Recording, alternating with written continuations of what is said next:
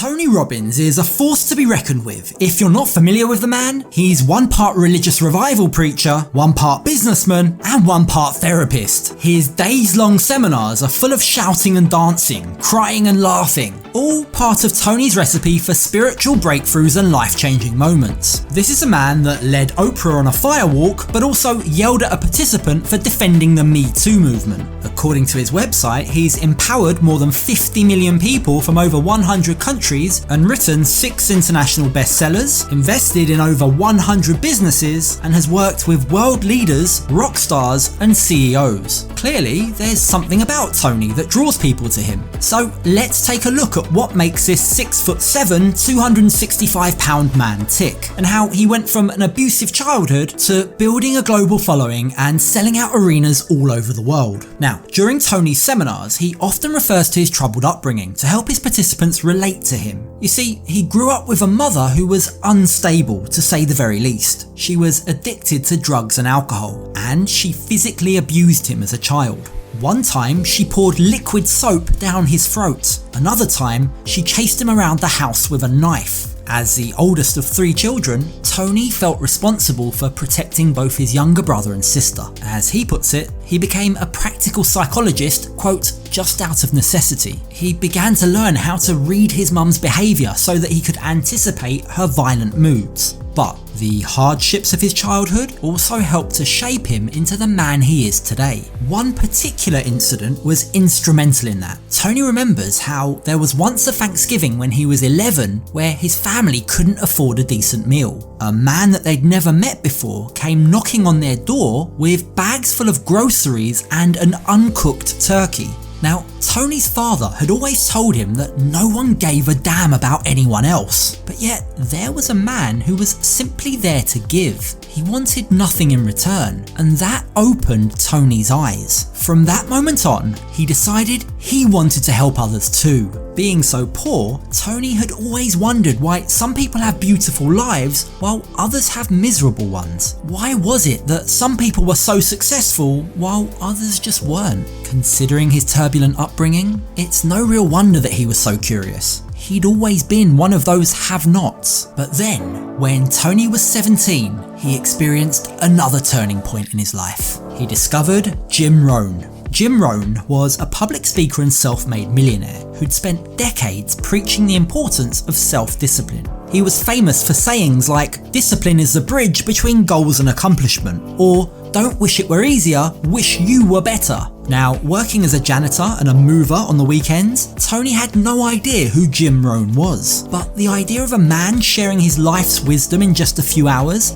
fascinated him. And so it was that Tony spent an entire week's paycheck to go and see Jim Rohn at one of his seminars. He had no idea what to expect, but he knew one thing. He wanted to change his life. And his life did change. Tony would later say that Jim taught him a very valuable lesson. Quote, "He got me to realise that the secret to life was to work harder on myself than my job or anything else, because then I'd have something to give people." And boy, did Tony work hard on himself. He started by selling tickets to Jim Rohn seminars, and over the course of the next few years, Tony also read over 700 books about psychology, physiology, and philosophy. Since his dream was to help as many people as he could, he decided to become an expert at improving other people's lives. And he quickly found his niche. You see, Tony saw that some people would go to therapists for years without seeing much progress, and he thought that was absurd. So he developed his own unique approach. But he wasn't a therapist. He was something new. He was a coach. And as a coach, he got some amazing results. Tony was able to help people who no one else could. People who had just about given up. Still only in his early 20s at this point, Tony started touring the country in a van. He'd do 4 weekend seminars a month, and during the week, he'd promote those seminars. It was exhausting, but the results were very real. He quickly became a celebrity. In a few short years, he was able to write best-selling books and begin working with athletes, entrepreneurs, and even politicians. And by the age of 24, Tony became a millionaire. For several years, he enjoyed the millionaire lifestyle, even purchasing a resort in Fiji, which he still owns today. And he was helping thousands of people every year through his seminars like Date with Destiny. He was making a real difference. The problem was, he was happy where he was. He'd hit a barrier. He had more money than he could ever imagine, and he was helping thousands of people. What more could he do? He thought to himself. That's when he had an epiphany. You see, the truth was, it had never been about the money for Tony. It had always been about helping others. And so, while Tony was happy with his financial situation, he realised that he needed to make more money, because the more money he could make, the more impact he could have.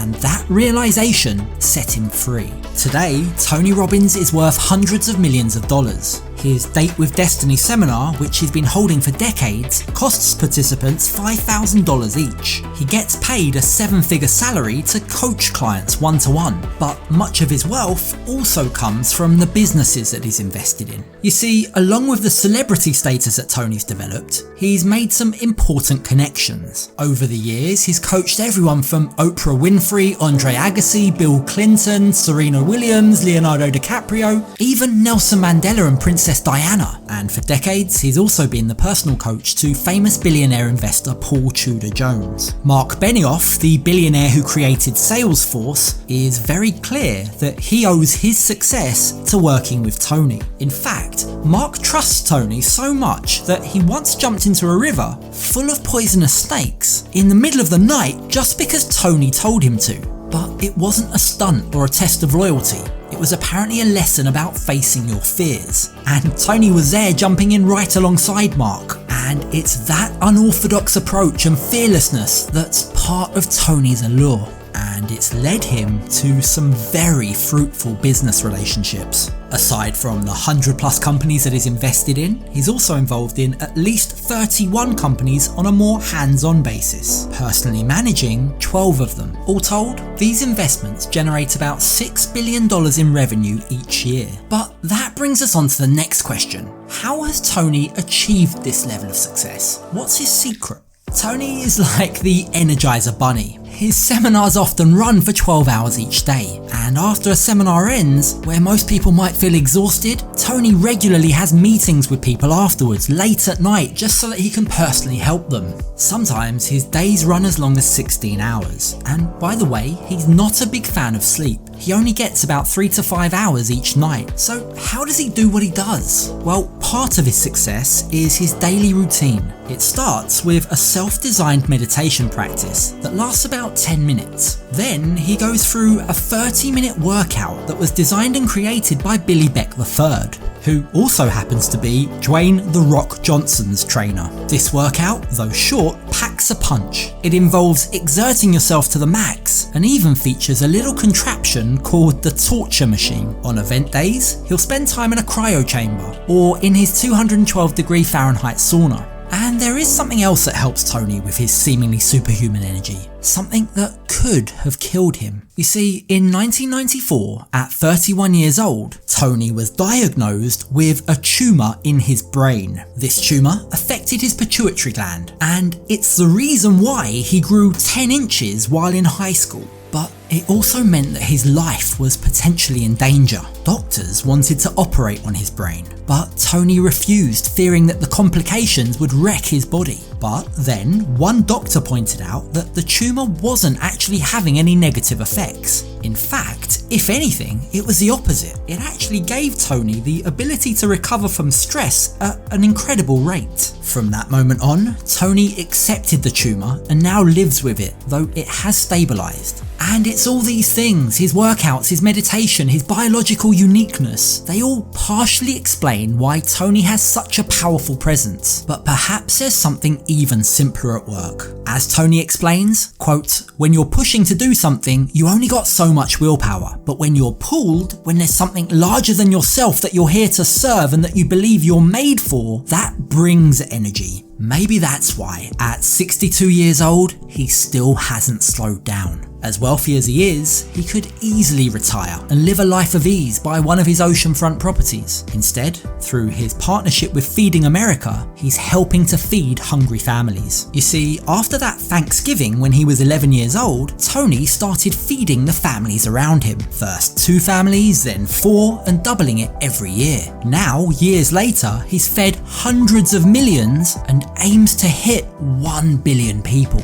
And so, however effective you may think Tony's methods are, there's no doubting he's certainly transformed one life, his own. Hey, if you want to hear another story about someone who went from zero to one of the richest men in the world, check out this video about Leonardo Del Vecchio, the man they call the godfather of glasses. When he makes an offer, it's very difficult to refuse.